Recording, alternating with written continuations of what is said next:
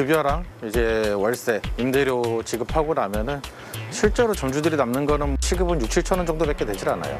공익위원이 제시한 안은 실질적으로 물가 인상률에도 못 미치는 그러한 안이고.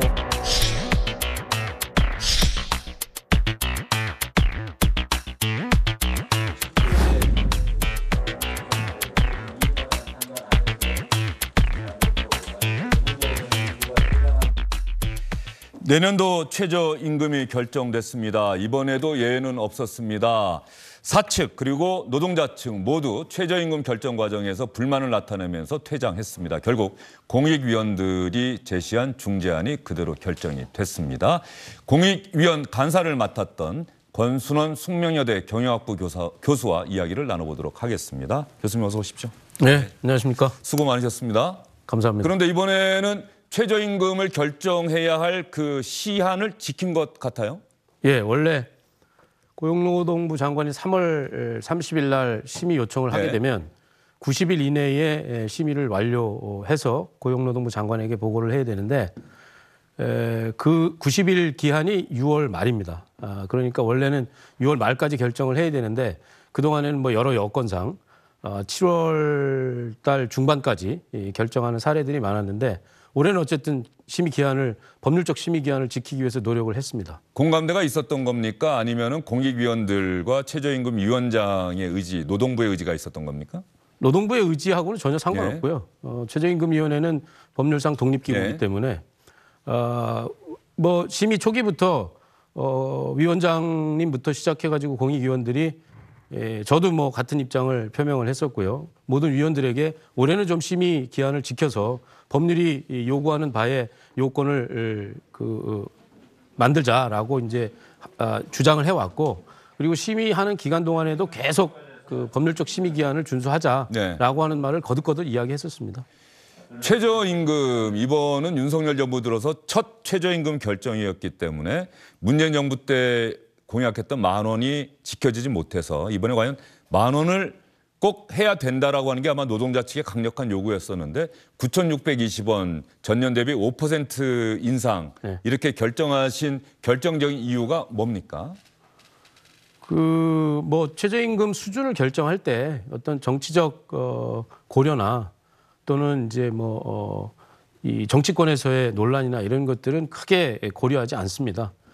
가장 중요한 게 이제 우리 법에 명시된 4가지 결정 기준이 있습니다. 4가지 결정 기준. 예, 결정 기준이 있습니다. 그게 뭐냐면 근로자 생계비하고 노동 생산성하고 그다음에 유사 근로자 임금하고 그다음에 소득 분배율 등 해서 이제 그거에 맞춰서 결정해라라고 법이 명시하고 있기 때문에 저희가 최저임금을 결정할 때는 그 법에서 정하고 있는 4가지 결정 기준을 중심으로 해서 여러 가지 경제 지표들을 판단하고 그 결과로서 최저임금 수준이 결정된다고 이해하시면 됩니다. 이번에 최저임금이 결정되고 나서 아마 노동부가 저렇게 기자들에게 설명을 한 것 같아요. 5% 인상이 어떻게 나왔느냐. 저렇게 성장률 전망치 2.7%에 물가 상승률 4.5%를 더하고 취업자 증가율 2.2% 이걸 빼서 대략 5% 나왔다. 저 설명이 맞는 겁니까? 맞습니다. 제가 기자 브리핑 때 설명했던 내용이고요. 아까 말씀드렸던 최저임금 결정 기준 4가지가 다소 이제 뭐 기준으로서 법에 명시되어 있긴 하지만 이게 상호 독립적인 배타적인 기준들은 아닙니다. 예를 들어서 유사 근로자 임금 안에는 근로자 생계비하고 그다음에 우리 뭐 노동 생산성 이런 것들이 고려돼서 유사 근로자 임금이 결정되는 것이기 때문에 이 모든 지표들을 다 고려해서 산식을 구성할 수는 없고요. 그 특정 수준에서 특정 시기에 가장 적합하다고 생각되는 지표들을 구성해서 이제 그 결정 수준을 임금 수준을 결정하게 되는데 이번에는 유사 근로자의 임금 다시 말해서 아까 그 이제 화면에서 보았던 우리 경제 성장률하고 물가 인상률을 더한 다음에 취업자 증가율을 뺀 것은 이제 유사 근로자 임금이라고 하는 지표들을 중심적으로 고려해서 결정을 했고 무엇보다 이번에 물가가 상당히 인상이 됐기 때문에 예상치가 그래서 물가에 대한 비중을 상당히 공익위원들이 많이 고려했다라고 이해하시면 좋을 것 같습니다. 유사 노동자 임금이라고 하는 것은 어떤 비슷한 일을 하는 노동자 임금을 뜻하는 겁니까? 어떤 뜻입니까? 그렇죠. 아무래도 이제 뭐 최저임금 적용을 받는 시장에서의 근로자들이 이제 유사근로자 임금에 적용 대상이 될 거고요. 아마도 뭐 정해진 수치는 없습니다만 최저임금을 기준으로 해서 예를 들어서 뭐 한 150% 수준의 임금을 받는 그 정도 경계를 가지고 우리가 유사근로자라고 판단을 했을 때 아무래도 이제 유사근로자 임금이라고 하는 것이 경제의 성장률, 그다음에 물가 이런 것에 의해서 근로자들 임금이 영향을 받기 때문에 그런 것을 기준으로 해서 결정했다라고 생각하시면 될 것 같습니다. 9,620원이 인상된다 그러면은 대략적으로 이제 기자들이 이걸 이해하기 쉽게 설명하려고 하면 매달 네. 9,620원 최저임금을 만약에 받게 된다면 매달 들어오는 돈이 한 201만 원 정도 될 것이다. 이렇게 설명을 하더라고요. 네. 자, 최저임금이라고 하는 것이 우리가 흔히 생각하는 것처럼 생계를 유지할 수 있는 가장 낮은 수준의 임금이다. 이렇게 생각하면 되는 겁니까? 그렇죠. 우리가 이제 또 법의 최저임금 제도의 목적이 근로자들의 생활 안정 이것을 목적으로 하고 있기 때문에 이제 그 뭐 이론상은 최저 생계비 이렇게 볼 수 있지만 그렇다고 해가지고 뭐 이게 이 빈곤 수준을 간신히 넘을 정도는 수준에서 결정될 수는 없고요. 최소한의 인간다운 삶을 영위하고 또 그것을 통해서 건강한 노동력이 재생산될 수 있는 그런 기준을 고려해서 저희들이 그 임금선을 결정한다 이렇게 이해하시면 좋을 것 같습니다. 이번 최저임금 논의 과정에서도 제가 처음에 말씀드린 것처럼 이 경영자 쪽에서는 고물가, 고금리, 고환율이라고 하는 삼중고에 우리가 직면해 있는데 이런 상황에서 5% 최저임금 인상률은 여전히 우리는 결정된 뒤에도 동의하기 어렵다 이렇게 이야기하고 있고 뭐 편의점 업주나 소상공인들도 우리는 어찌 살라고 이렇게 최저임금을 올리면 이렇게 얘기를 하고 있고 또 노동자들은 이건 물가 상승률에도 사실상 못 미친다. 올해 6% 정도 인상 지금 예상되고 있는데 그것도 못 미치는 최저임금 인상률 갖고 우리 보고 어떻게 살라고 하느냐. 늘 공익위원들이 그 충돌하는 지점에서 고민이 많겠어요. 맞습니다. 이게 이제 임금이라고 하는 게 뭐 주는 사람이 있고 또 받는 사람이 있고 또 주는 사람 입장에서 보면 이제 부담이고 또 받는 사람 입장에서 보면 특히 이제 최저임금은 국가가 임금의 최저 수준을 결정하고 그것을 전 사업장에 강제하는 강행성 임금이기 때문에 이제 받는 입장에서 보면 조금 더 많이 최저임금이 올라서 생활이 안정화될 수 있도록 했으면 좋겠다는 바람이 있죠. 근데 이제 이게 뭐 국가가 세금으로 지급하는 것도 아니고 지불 주체가 있기 때문에 지불 주체의 지불 여력도 사실은 고려할 수밖에 없는 이런 조건입니다. 그래서 항상 임금이라고 하는 것은 뭐 최저임금뿐만이 아니고요. 모든 기업에서 임금을 둘러싸고 뭐 협상을 하거나 교섭을 할 때 사용자는 가급적 적정 수준 또 적게 주려고 하는 게 그 경향이고요. 그다음에 노동자나 노동조합은 많이 받으려고 하겠죠. 그런 차원에서 공익위원들이 어디가 적정 수준이고 어디가 균형이냐라고 하는 것을 판단하는 일이 최저임금 결정할 때 가장 고민스러운 일이고요. 그 고민의 이제 결과물로서 이번에 최저임금이 결정된 건데 그 고민의 결과물이 조금 전에 보셨던 그 산식에 투영된 것이다라고 이해해 주시면 좋을 것 같습니다. 지금 최저임금위원으로 활동하신 지 한 몇 년 정도 되셨습니까? 제가 올해 4번째 최저임금 결정했습니다. 4번째. 네. 한 번 임기가 몇 년이죠? 한 번 임기는 3년인데요. 3년이요. 3년인데 최초 임기는 전임 위원들의 보궐 임기로 시작을 했고 작년에 이제 다시 재위촉 되었기 때문에 올해가 4번째 결정. 늘 최저임금을 결정하는 회의가 열리게 되면 경영자 쪽과 노동자 측의 대립과 충돌 그것 때문에 때로는 답답하시고 때로는 상당히 가슴 아프신 적도 있을 것 같은데 이번에도 역시 마찬가지였습니까? 마찬가지입니다. 그러니까 마음 같아서는 진짜 양측이 원하는 수준을 다 맞춰 드리고 싶지만 이게 말씀드렸다시피 이게 일종의 제로섬 게임입니다. 주는 사람과 받는 사람이 있기 때문에 그래서 많이 주게 되면 또 경영진의 부담이 그만큼 증가하고 너무 또 적게 이제 임금을 올리게 되면 근로자들의 생활 안정에 문제가 생기고 그렇기 때문에 그 양측에서 상당한 고민이 되고 가슴 아픈 적도 사실은 뭐 많고요. 공익위원들도 사실은 여러 전문성을 가지고 그 각자의 역할을 하지만 또 이 노사 양측의 의견을 듣고 나면 각자의 입장을 또 충분히 이해도 되고 헤아리기도 하고 이제 그런 상황에서 중심을 잡는다고 하는 것이 상당히 가슴 아픈 일이고 힘든 일입니다. 그래서 어려움이 사실상 많습니다. 최저임금 제도가 네. 우리나라에 도입된 게 대략 한 언제쯤일까요? 우리나라에 최저임금 제도가 도입된 것은 법으로 된 거는 86년에 이제 입법이 됐고요. 네. 최초로 적용돼서 실행되기 시작한 건 88년입니다. 그러니까 올해 한 4년 이렇게 된 거죠. 그러니까 뭐 최저임금 제도가 그동안에 많은 발전을 해왔고 또 많은 논란 과정에서 여러 이해관계자들의 이해를 통합하는 역할을 해왔습니다. 그리고 이 최저임금 제도가 이제 그동안의 역사가 길기 때문에 나름 이제 안정화 시기에 접어들었다고 생각이 됨에도 불구하고 매년 이렇게 좀 여러 진통들이 이제 있을 수밖에 없는 것은 아까 말씀드렸다시피 이제 노사가 임금을 둘러싸고 국가 차원의 임금을 결정하는 것이기 때문에 임금을 둘러싸고 첨예하게 대립하고 있는 상황이어서 그 역사에도 불구하고 이게 늘 갈등이 반복될 수밖에 없다 이렇게. 그러면 최저임금이라고 하는 이 제도가 다른 나라들은 예. 이미 우리가 선진국이라고 부르는 다른 나라들은 이미 우리보다 앞서서 시행을 하고 있고 그 나라들도 이렇게 결정하는 과정, 논의 구조 자체가 우리랑 비슷합니까? 어떻습니까? 뭐 대부분 비슷하고요. 그러니까 최저임금 제도를 두고 있는 나라의 경우에는 우리와 비슷한 시스템을 가지고 있는 나라들이 많고요. 최저임금을 제도로서 두고 있지 않은 나라들도 많습니다. 예를 들어 북유럽의 이 소위 사회민주주의 국가들은 사민주의 국가들은 뭐 스웨덴이나 이런 나라들은 최저임금 제도 자체가 없습니다. 거기는 노사가 결정하는 임금이 그대로 이제 적용이 되기 때문에 자율적으로 각 그렇죠. 기업 단위별로 결정을 하라. 그러니까 예. 북유럽 같은 경우에는 국가 단위에서 그러니까 우리식으로 하면 노총과 예. 사용자 연합이 이 임금 교섭을 하게 되면 그게 전 그 근로자들한테 적용되는 시스템이고 가령 경총과 노총이 그냥 그렇죠. 협상을 해서 합의를 하면 그게 임금이 된다. 네, 예. 그 전 노동자들에게 적용되는 기준 임금이 되는 거고요. 다만 이제 유럽 국가들 가운데서도 최근에 이제 노동시장에 변화가 있었거나 한 나라들이 최저임금 제도를 도입을 했습니다. 독일 같은 경우가 상당히 늦게 도입을 했습니다. 네. 2015년에 도입을 했고요.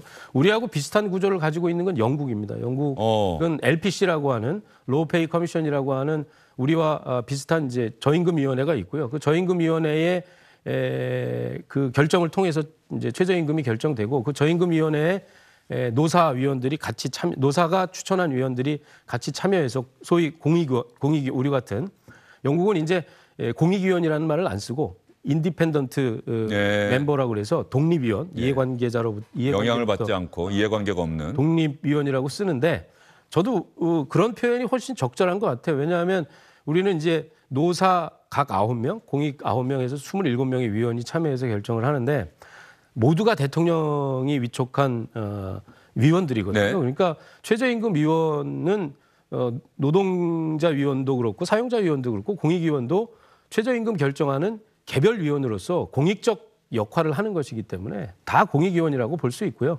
다만 우리 이제 소위 지금 공익위원이라고 부르는 사람들은 노사의 이해관계로부터 한 발 떨어져서 좀 중립적 위치에서 이제 그 의사결정을 참여하는 그런 차원에서는 독립위원이라는 말이 적절하겠죠. 자, 그러면 여기서 궁금한 게 문재인 정부가 임기 내 10,000원 최저임금 실현을 약속했다가 지키지 못했는데 지금 경영자 쪽에서는 최저임금이 너무 많다, 높다 이렇게 주장을 하고 있고 노동자들은 무슨 소리냐, 턱없이 부족하다 이렇게 맞서고 있는데 다른 나라와 지금 비교했을 때 우리나라의 최저임금 수준이 어느 정도지? 아까 화면이 잠깐 나갔는데 좀 설명이 필요한 것 같아요. 그걸 보면 뭐 단순하게 뭐 순위를 나타내는 게 아니라 중위 임금 대비 최저임금 수준 퍼센트.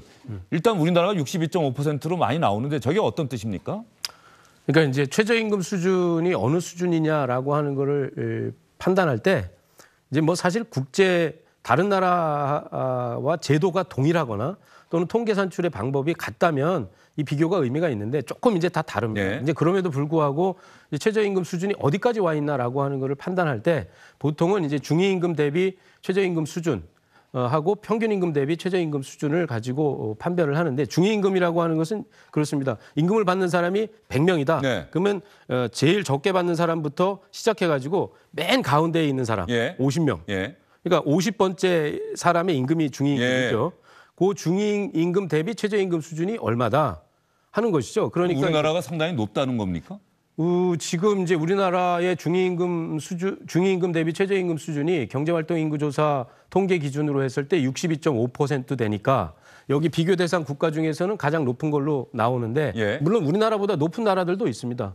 그러니까 중위임금 대비 하면 OECD 국가 중에 우리나라가 한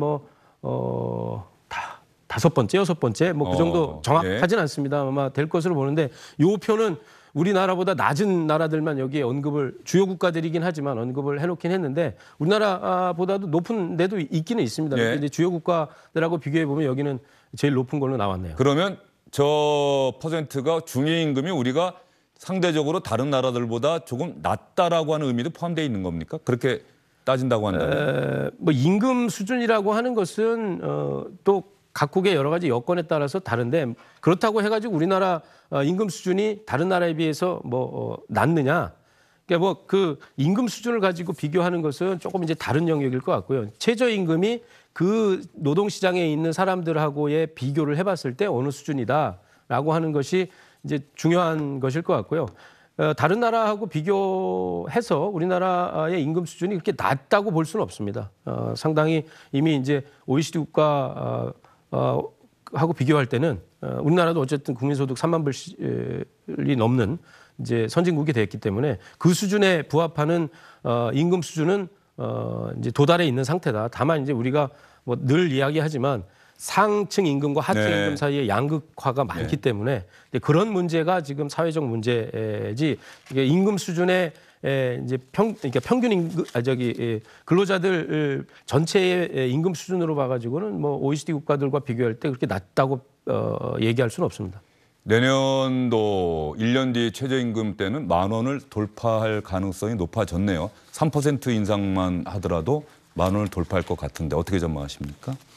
물론 동결될 수도 있고 그러긴 그렇죠. 하겠습니다. 그거는 지금 이제 전망하기는 어렵고요. 예. 제가 또 발언하기는 더더욱 어렵고요. 저는 뭐 어쨌든 지금 공익위원회 입장이기 때문에 내년 임금이 어떻게 될 거다라고 예측하기는 어렵죠. 다만 이제 경제 상황이 어떻게 되고 또 우리가 여기 산식에서 고려했던 경제 성장률 또 물가 이런 것들이 얼마나 되는지가 이제 이 중요한 뭐 요소가 될 거고 그리고 아까 말씀드렸다시피 우리 최저임금 결정할 때는 최저임금 법이 요구하고 있는 결정 기준으로서의 4가지 이것을 항시 종합적으로 고려를 하고 있고 그 지표들과 관련된 그 결정 기준과 관련된 지표가 어떻게 이렇게 움직이느냐에 따라서 최저임금이 결정될 수밖에 없다 이렇게 답변드릴 수 있습니다. 네, 공익위원들은 늘 노사 양측으로부터 고맙습니다라는 인사보다는 늘 서운하다는 얘기를 참 많이 듣겠습니다. 예. 서운하다는 얘기 뭐부터 뭐 욕도 많이 먹고요. 예. 그러니까 뭐 근데 어쨌든 저희 나름대로는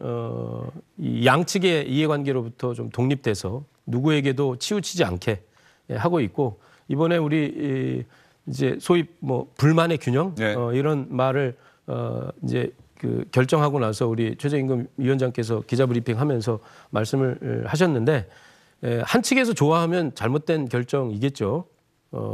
아까 말씀드렸다시피 이게 제로섬적 게임의 특성을 가지고 네. 있기 때문에 한 측이 좋아한다면 문제가 있는 거고 양측이 다 좋아하거나 양측이 다 불만을 갖거나 그런 방식으로 결정하는 게 최선이다라고 생각을 합니다. 알겠습니다. 권순원 최저임금위원회 공익위원 간사와 함께 이야기를 나눠봤습니다. 말씀 잘 들었습니다. 감사합니다. 주영진의 뉴스브리핑 잠시 후에 다시 돌아오겠습니다. 이제부터 웃음기 사라질 거야 가파른 이 길을 좀 봐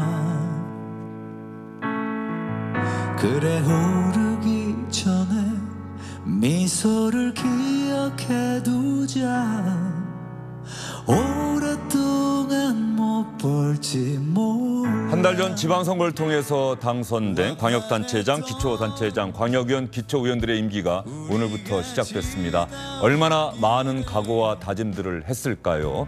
오늘부터는 이 노래 가사처럼 웃음기가 사라질 겁니다. 지역 주민들을 위해서 얼마나 헌신적으로 봉사하느냐에 따라서 4년 뒤에 성적표가 매겨질 겁니다.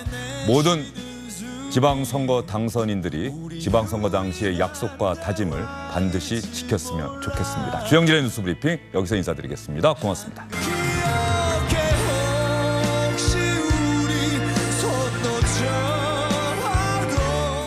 안녕하십니까, 주영진입니다. 더 많은 뉴스와 라이브 이벤트를 보고 싶으시다면 화면 오른쪽을 눌러서 구독해 주시기 바랍니다. 저희 SBS 앱을 다운로드 받으시면 뉴스 속보 알림도 받아보실 수 있습니다. 텔레비전으로도 SBS 뉴스, 유튜브로도 SBS 뉴스 잊지 마시기 바랍니다.